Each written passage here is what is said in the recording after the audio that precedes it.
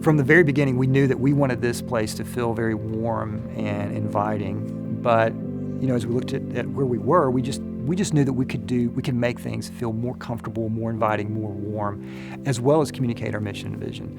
So I've known Aaron Harris for a long, long time, and just love him and the talent that he brings to the table. I have an incredible person that I work with, Lauren Espy, on our team, and together they're just a dynamic duo. But what I loved about Aaron is he didn't come in and say, this place is my canvas and let me do what I want to do. He came in understanding who we were. He came in understanding what we were trying to accomplish, and then we were able to work together. And I love the art world, but sometimes the artists they have their own agenda. And as the leader, I've got my agenda. And then sometimes artists can leave, and I'm still here, and I'm still got to justify what we spent money on. And so, for Aaron, he was very clear about, I'm in this with you, I'm in this for you. And when it comes to art, everybody has an opinion. And so I love the fact that when we were working on this, there were some times we were like, I don't know if we're there yet. And Aaron said, hey, okay, well, let's sit down, let's talk about it. Let's get to where we need to get to. We're going to get there. And there was just a level of trust and a level of buy-in. And one of the reasons for that is he did his homework. He spent his time with us, and spending time with us and understanding who we were, that really allowed him to understand where we were trying to ultimately go. And so we all knew from the very beginning, here's ultimately where we want to go. We want to communicate this particular mission. We want to create this particular and communicate this particular vision. As a result of that, we're going to go on this journey together. And he had expertise that we don't have. And we had buy-in, or we had knowledge of what we wanted to do that he might not have had.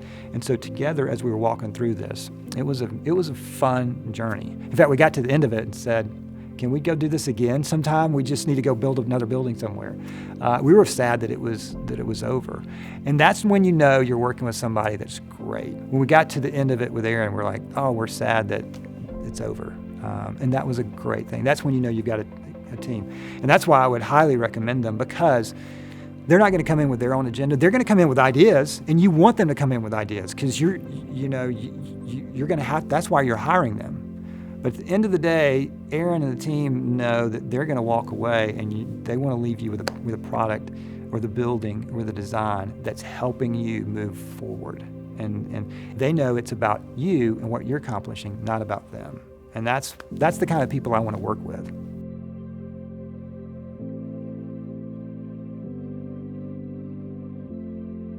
I think the most impactful thing that we've experienced is that people once again see the church can be a place where art and design can exist. I think for far too long, for whatever reason, church and art were separated, and yet, centuries ago, that's where great art was created, was the church.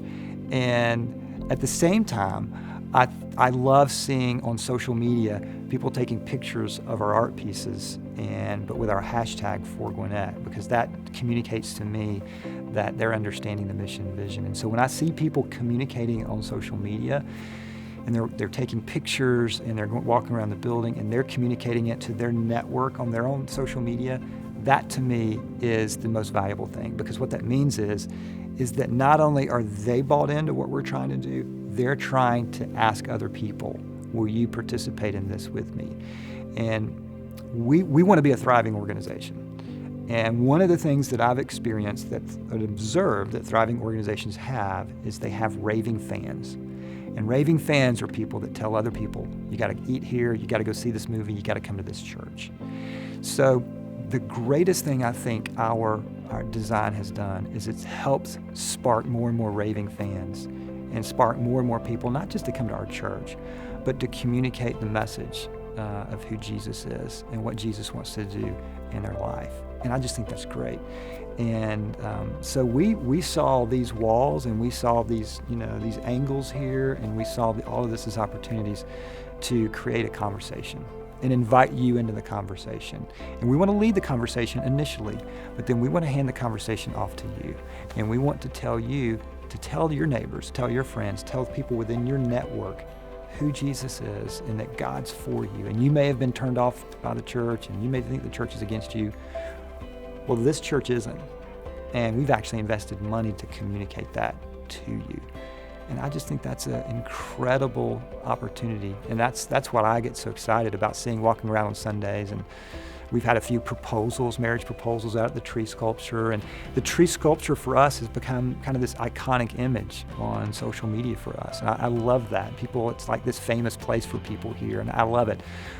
But the reason I love it isn't because I love the sculpture, which I do. The reason I love it is because that tree sculpture communicates that we want to lead you into a growing relationship with Jesus Christ.